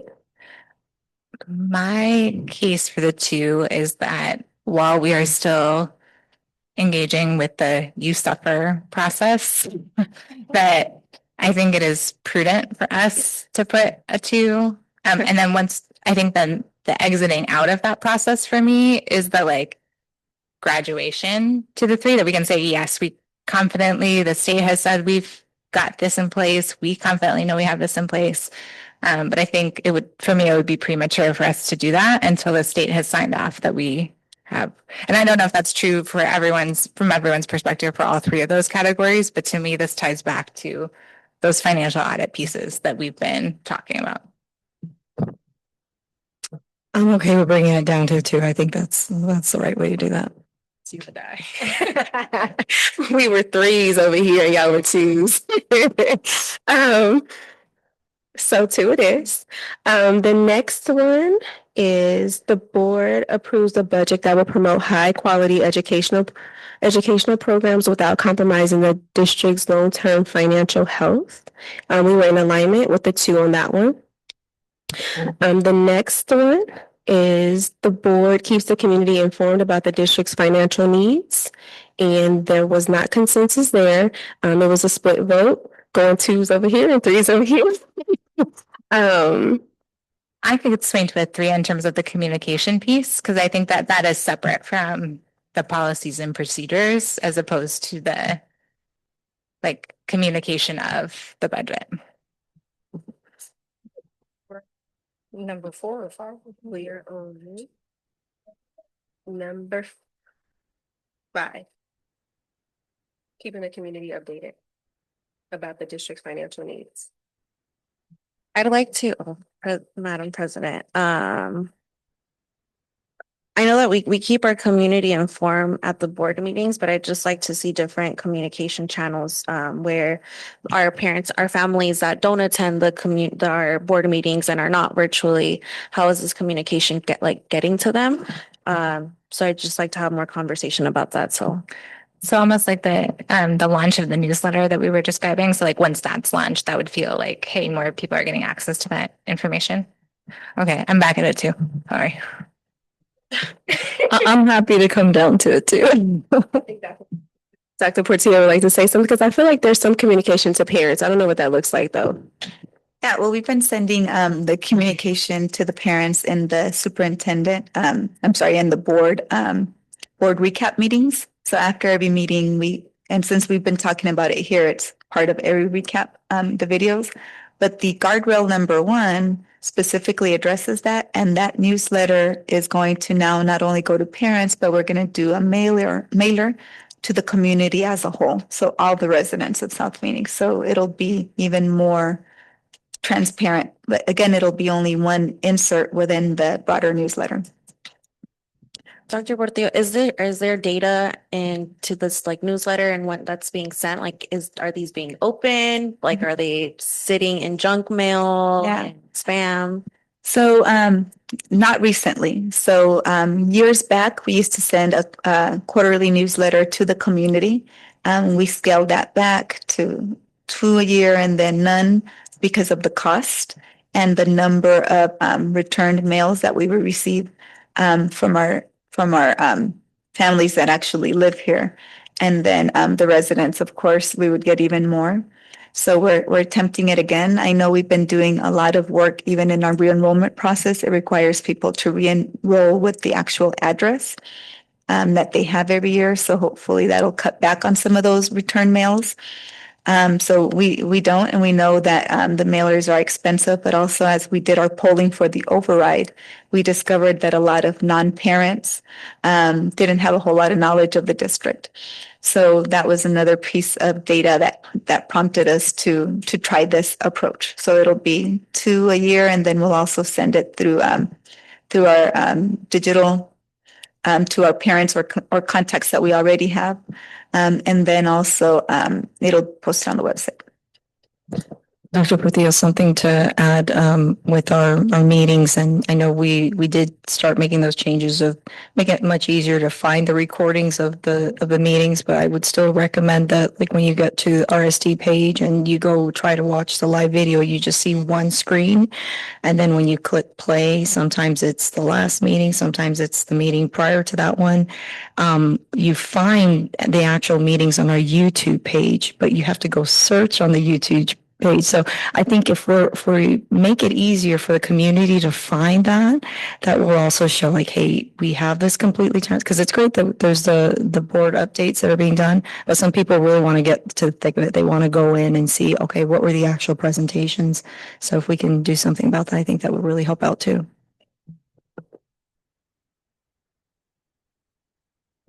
I can go to a 2. I don't know, 2 or 3. 2. Okay. And then to your point, we do have a new system. I mean, again, it's about the processes, and I know that our board meetings will start being posted on the next day. Is that correct? So the recordings will be posted to our YouTube channels the following day after our board meetings. And so thank you to our IT team for that. I know this is a different lift and a transition, so we appreciate you posting our videos on YouTube. All right. So, did you want to say? Go ahead. Just wanted to make it, that's the collaboration between communications department and the IT team. So they're both working on it. And then also I could say that there's room for both departments to collaborate more. So we've been bringing them together and they've been taking that opportunity themselves. So they'll be on there. And if any teacher wants to offer extra credit for watching the district board meetings, that would be another opportunity for some collaboration. Watch it with your parents. Watch it with your parents. Let's get creative. So thank you to our communication team and our IT team for the work that you're doing. All right, so we're going to there. The next one, the board reviews existing policies at least once annually and are also on an as-needed basis to ensure compliance with applicable laws.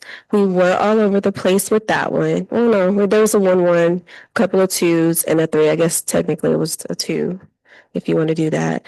But I think that this is an opportunity for us to have a discussion. I know that we've been talking about policy and how we don't want that to be on consent agenda. And so I've been very mindful about not putting policy on consent agenda so that way we can have Discord and we can talk about it, which is one of the reasons why we're reviewing some other advisories during our study session coming up. And we will have our attorney present too, so that way we can ask questions together as a unit. So I do want to name that. But I can go either way. I think what is true is there was a lot of policy review that happened in the fall, just as we were cleaning things up and trying to make sure that, like, you all didn't have to come on and, like, the first thing you did was, like, read the handbook because that was awful. And so I know we did just clean up a lot of things that had not been updated, or where there were multiple versions of the same policy, or just, like, things that were really outdated, of, like, the district's policy on, like, Walkmans and things that had been there. And so I do think that happened. So, like, for Ashley and I, or Dr. Hodge and I, like, our experience of, hey, it was updated annually probably does feel different than both of yours, because for you, it has not been annually, and for us, it has been. And so that timeline of, like, within the last year does feel different. And so I think the, like, setting the calendar for that policy work feels important. The other thing I'll just say, and I know this came up for me in the board eval, is I think what we have not, we did not get to last year, and I know we should do, is I think as a board, we need to talk about what are some of the policies that we want to keep as a district, but move out of the board approved regulation and move it into, like, the superintendent or HR handbook. Like, they do not need to be board approved policies, things that are like an HR manual type of thing, but are not a board approved policy. Or what are some of the things that, like, what actually are the board approved policies, and what are the things that, like, nobody's saying we shouldn't do this thing, but is it a board approved policy, or does it go into the HR manual, or does it own them by the superintendent, who can then respond or change or adjust as needed when circumstances arise? I think that's something we haven't talked about as explicitly, mostly because we were trying to, like, clean up the really archaic policies. And so getting to some of the ones that are like, what is our definition of what's a board policy versus a non-board policy, and then pulling out some of those examples. I think that's something that's worth talking about as well. So you're saying a deep dive of all of our policies, not only our B policies. I'm saying defining what we say should be a board policy and what should not be a board policy. And then what is our plan to review our existing policies and say, these should be board policies. These are board policies and we should keep these as board policies. And then these are the ones that are not board policies that we should review at some point in time. Because I think right now, what I don't know from our board policies is like, I don't know that I confidently could look at our board policies and have the same answer as everyone of like, this is a board policy. This should not be a board policy. Does that make sense? So what's our criteria for what should remain a board policy? I think that's what would be helpful for us, even if we don't get to the actual policies. I think setting us up to do that work later on would be helpful to align on. On B1, correct? Okay, so I'm looking at, because what I'm hearing from you, Megan, is I feel like you're more on with 2. The board periodically reviews existing policies to ensure that they are relevant and are meeting the needs of the district. I kind of feel like it's more that. Yeah, I gave I gave a 3 for number 1 because I was just following the directions. It said the board reviews existing policies at least once annually and also on an as needed basis to ensure compliance with applicable laws. I agree with what you just shared right there. I think we should put that with number 2 because I think that's where it fits more appropriately. And with number 1, I mean, I don't know how I could be more picky because it's not really asking us to do that on number 1. So that's why I gave it a number 3 for that. So I don't know. No, I do appreciate that because I do think we get a lot of good updates. Like when a legal change comes through, we're notified in a timely manner. We have access to our attorney. I feel like we've been updated on a regular basis when there's been changes in the law. So I appreciate you making that distinction and following the directions I didn't follow. Madam President, I actually scored a 1, rated a 1, just because I believe that they're at least once annually. I don't feel comfortable with just visiting the policies once annually. Maybe like twice, just because I mean, I don't know, changes can happen. So I'd like to revisit them like maybe twice a year, like maybe in the fall and the spring, just so we are staying up to date. And I mean, things change statewide, federally, and just how can we stay up to like following the state statute and any like things that are being passed. I think to just push on that a little bit though is like the as needed basis. That's where like the notifications from our attorney and from ASBA and from other groups come. Is not that like we're monitoring all of that, but that like we're getting notifications from our attorney from state groups saying, hey, FYI, there's been a change to Title IX. So you need to go look at your policy.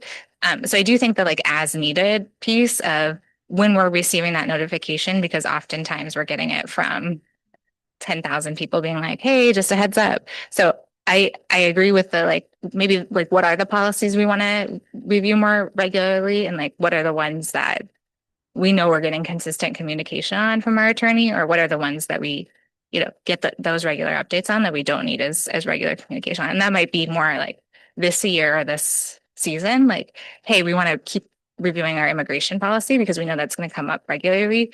Our other policy on like attendance is not coming up regularly, so we can do that one once a year. I wonder if that's a way for us to be able to balance. Yeah, and there's also a lot of policy advisories that we'll have to review in the next, I don't know, like next year. I don't know. There's a lot.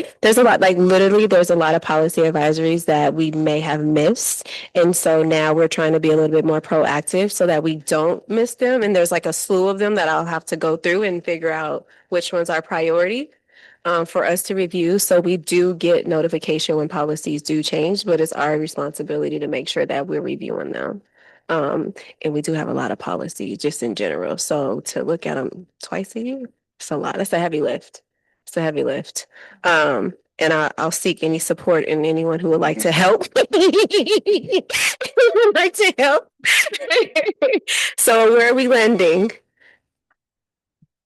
I appreciate the point. Because it's not should we review them more than once, it's do we review them at least once.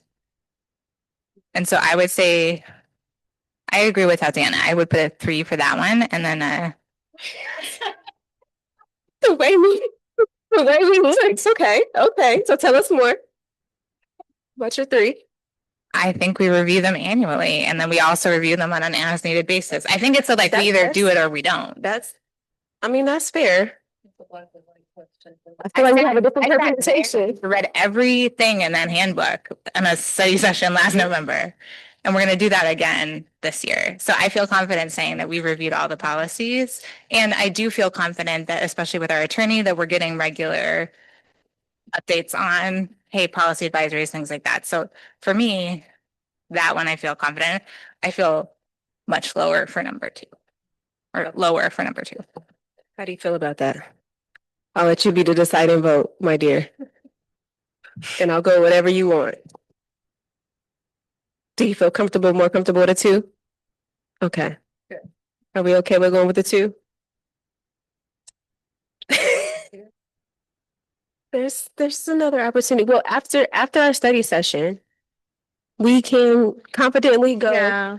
After our study session, we'll be confident, and that's this month. Now y'all create Okay. your own rules, okay? But after our study session, we can confidently say that we review policies. Great, we're gonna And make that's it this month. I'm gonna move I the could go amendments. for, I can go for a 3 because you're right. Because It's literally it on our explicitly agenda. says at least Yes. once. I was pushing for twice, but we did review it once. Great. So that's valid. Oh, okay. Well, thank you. The next one, we already talked about a little bit. So are we landing at a 2 or a 1? And that one is the board periodically reviews existing policies to ensure that they are relevant and are meeting the needs of the district. I say it's a 2. It's not that we don't review policies. It's that haven't reviewed all of them. So I don't think it's that we don't review policies. I agree. And then I'd like to also just add, to focus on like procedure too. So it has like every policy has a correlating procedure. So our staff and our leadership can follow and feel supported. I really appreciate the feedback that both of you gave that, because that helped me see that question a little bit differently. So I agree 2 would be the appropriate number for that one as well.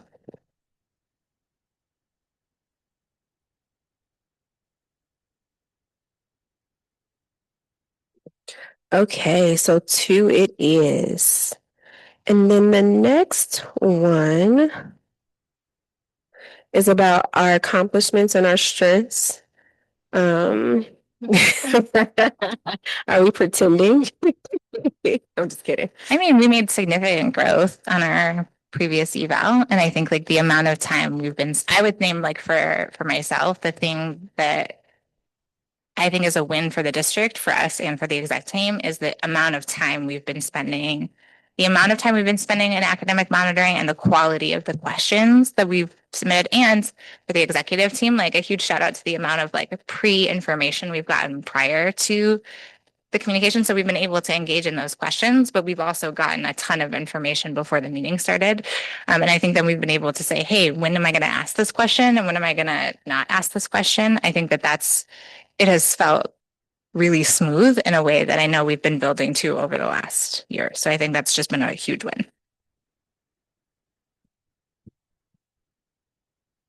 I have a question about this one because I think we're very, very proactive on this. I just want to understand if this is talking about us as a body or if this is more like feeling that everyone individually is okay. Okay. All right.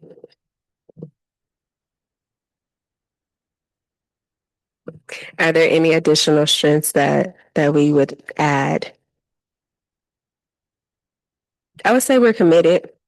Like we're committed to the random meetings and the non-meetings, and I appreciate you all for being willing to meet this month 3 times, and I think in June we met like 3 or 4 times too. Was it? Yeah. So Appreciate y'all for being committed. Okay.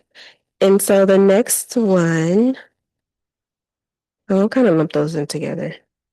The strength and the accomplishments since the last one is the desired improvement. Where do you all think we need to improve as a board? We kind of talked about our policy review. Are there any other opportunities for improvement for us that you all can think of?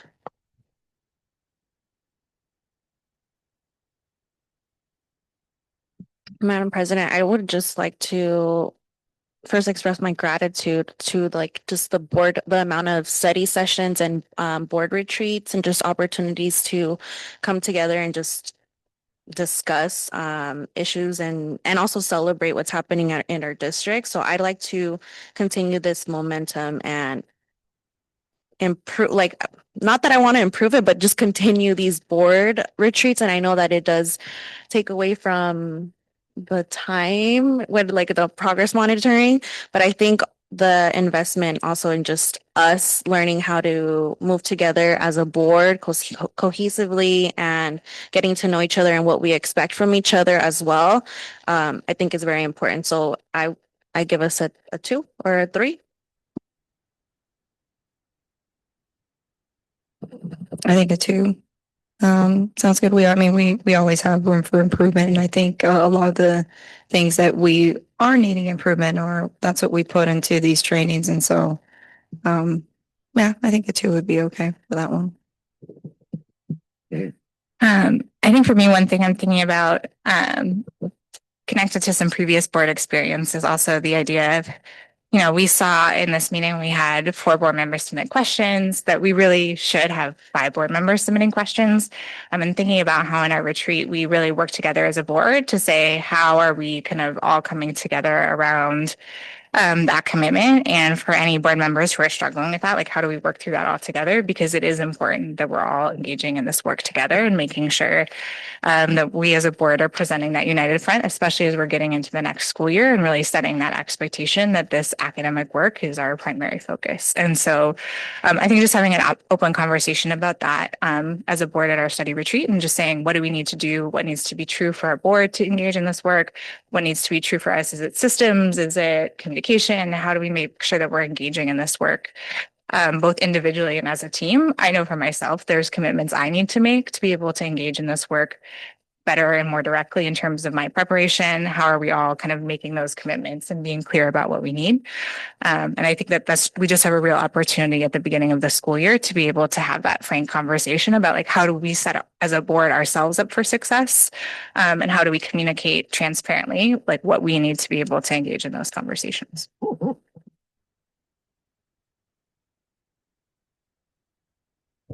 Okay, I was trying to make a note for our board retreat agenda to add the individual commitment. And what I can say too is I try to, if there are missed opportunities or board members aren't present, I try to make sure that they still get the information. So whether it's like a one-on-one with our coach, so I do try to make sure that we are getting the information to each board member. And I'm happy to report that we all will be present at our retreat. So there's an opportunity for us to have the conversations about how do we move to the next column, right? How do we set ourselves up for success? Because I think there's one where all board members have to submit a question. And we can't move unless we all are doing the work. And so I think that we'll have an opportunity to talk about that together collectively. And so I will add like individual commitments. And maybe I need to add our board evaluation so that way we can be explicit and talk about how do we move from one space to the next. Yeah, and then just to add to, I think like for myself, I know like I want to make sure for myself that I'm showing up the way I want our team to be able to see. And I know that there have been months and weeks where I have been less prepared than I should have been for a meeting or for a set of questions, as Maria knows, because she knows when I send my questions in. And I think that like that's probably true for all of us in one day or another, and just making sure that we're setting the team up for success as well. So definitely I am the problem. It's me. Oh no, I'm the problem too. The amount of phone calls and text messages that me and Maria had today. I was like, we'll get back. we'll get better. So there is opportunity for me as well to improve my preparation, but it's a lot goes into this. Okay. Any other opportunities for improvement? Okay. Okay. Oh, go ahead. Yes, you may.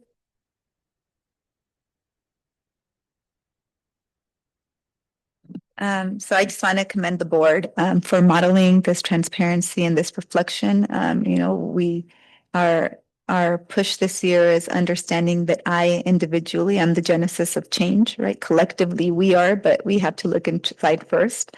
And hearing you all and going through all this is an incredible model for our district from the board, then the executive team, to our principals, to our all of our directors, and all of our different departments. So thank you for that model.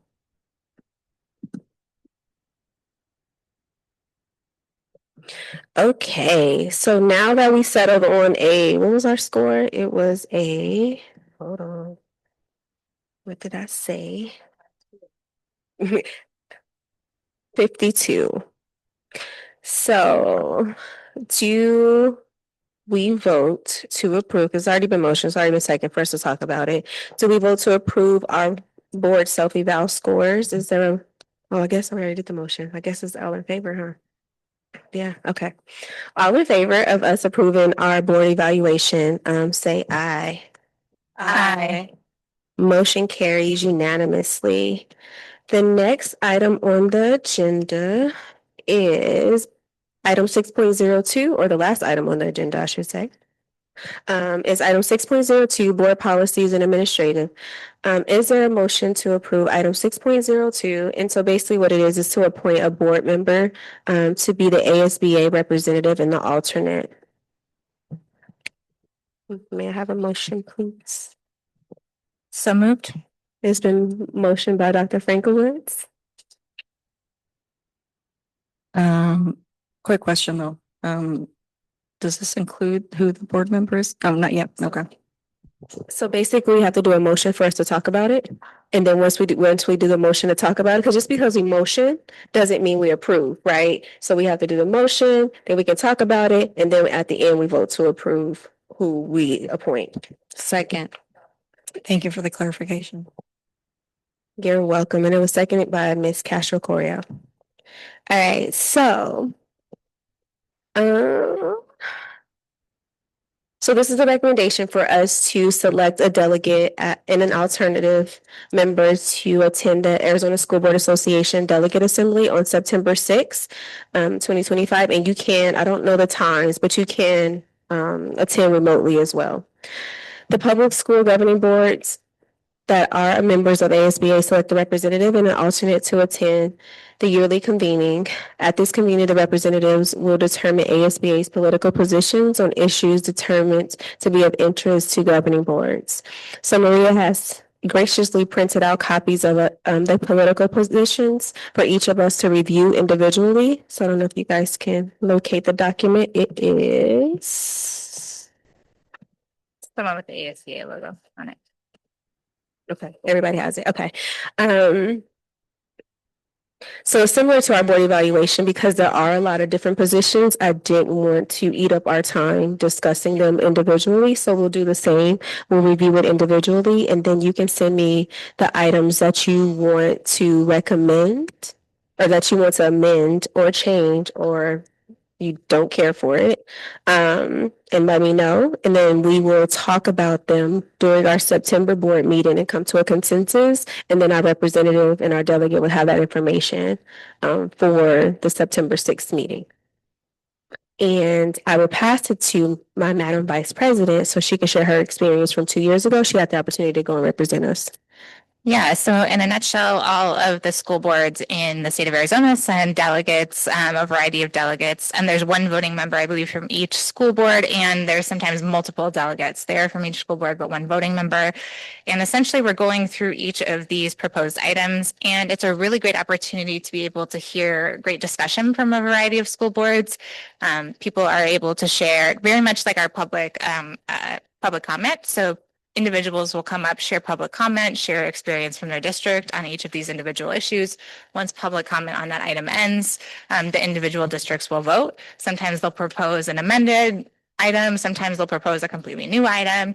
So if you think about it as a board meeting with public comment from the people who are voting in the meeting, it's a really interesting and spicy event if you like nerdy school board stuff. And it was really good to just be able to hear also from other school board members and some of their perspectives, even on issues that I agreed or knew I disagreed with people on, to hear more about their specific experience. For example, one of the things that I learned a lot about, more than I expected, was the challenge of specifically busing routes in northern Arizona that go through federal land, and the challenge of getting some of the transportation routes because of the funding of federal land versus state land or tribal land.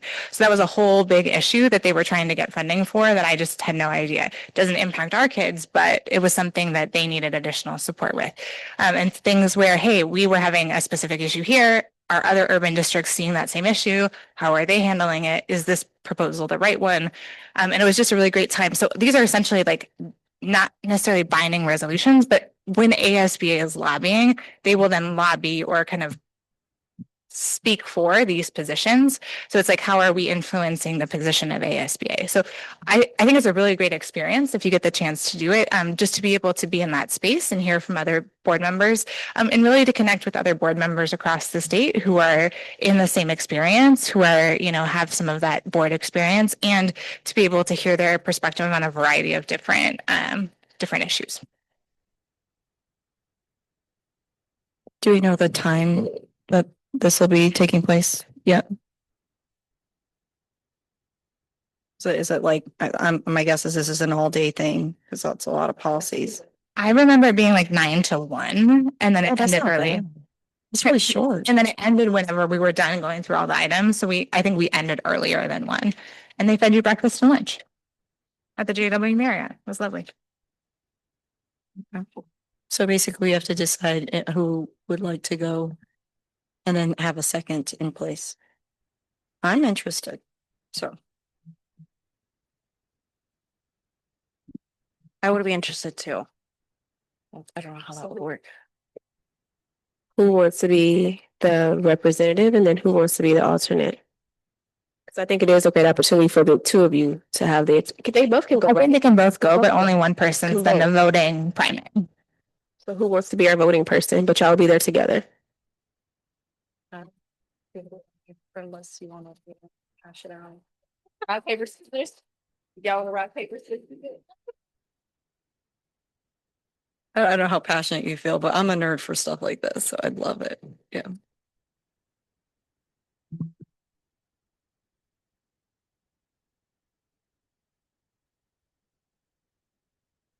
Or maybe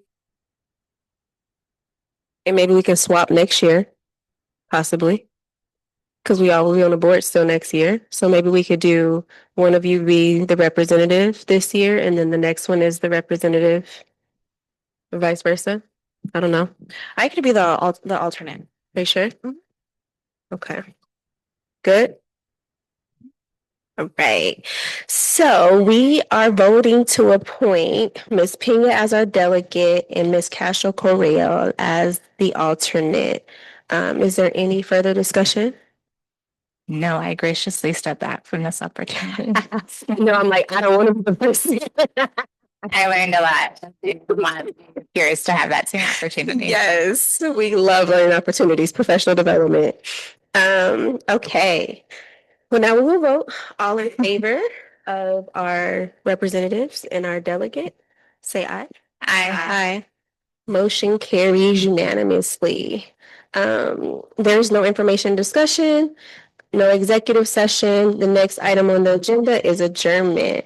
Dr. Ashley Hodge, I apologize to interrupt, but back on action agenda item 6.01, there was a motion, so I do need a first and second, and then all of you guys did vote yes. We did do a motion. I thought we did do a motion. I think it was Dr. Frankowitz and Ms. Pena that did that one. For 6.01? For the eval? Yeah, we had a conversation. Okay. Yeah, so we had to do the motion and the second first, and then we have discussion, and then we can vote on the item. Okay, perfect. Thank you. Thank you for interrupting me. I appreciate that. Listen, because I'm like, hey, interrupt me and make sure I get your, so what she's doing in real time is she's documenting who's doing the motion and who's doing the second so that our minutes can reflect it now. And so that's part of Robert's rules, and we should have been doing that. I should have been doing that. And so now I am doing that thing. But I asked for a little assistance in case I missed the mark. So thank you. Okay, so having concluded this meeting, is there a motion to adjourn? So moved. A motion has been made by Dr. Frankowitz. Is there Second. a second by Ms. Castro Correa? All right, is there any discussion? All in favor? Aye. Meeting is adjourned.